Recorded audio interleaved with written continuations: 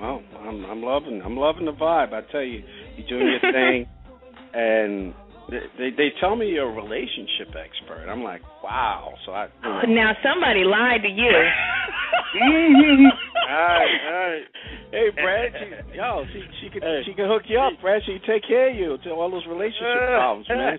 Yeah, I will say. I mean, I guess it's the same way you become an expert on anything. Like I've made every mistake in the book. So if that makes me an expert, I am a genius. I'm a relationship genius.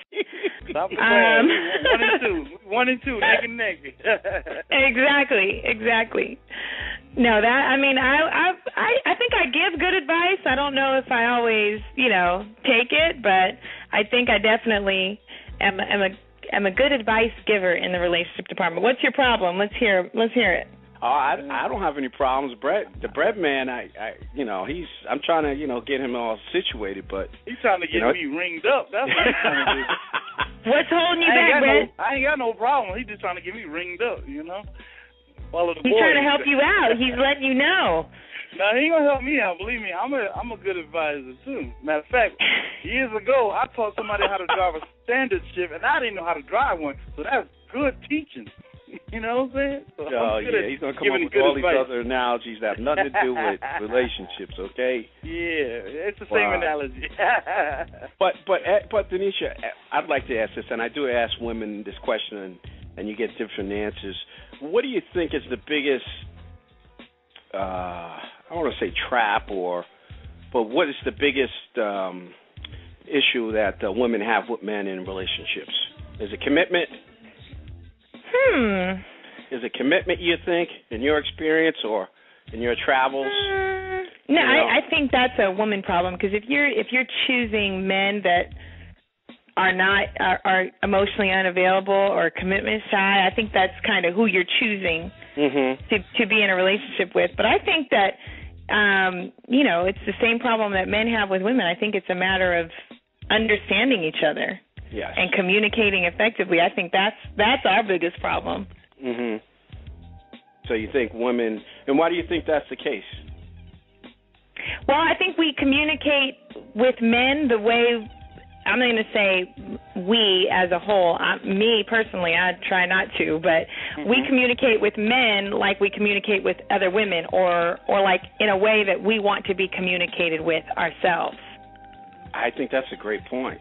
Yes, that's pretty deep there, and I think a lot of people admit that. And I know something like that.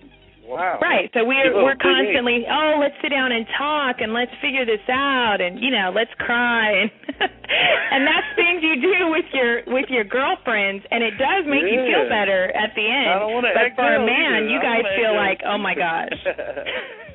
Look, when she tells me to exhale with her, I'm like, oh, I've been exhaling the whole time. Right. When is this going to be over? Halftime is almost done. Great.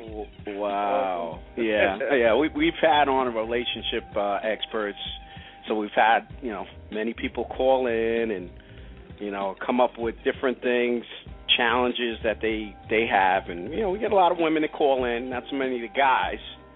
That call in, but we do have a guy. Actually, one guy that called in, and he ran into an old flame of his. He's married. And, he kind of got the vibe with an old high school friend, and he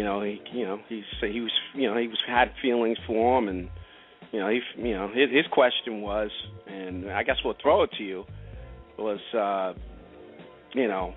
what was what was her thought, since he had feelings, and she was like, there's nothing wrong to have feelings for a person, but if it's the feelings that are going to have you stray away from your marriage, it's, those aren't good thoughts. If it's friendly thoughts, like, hey, this is a good person and just good to kind of catch up with you.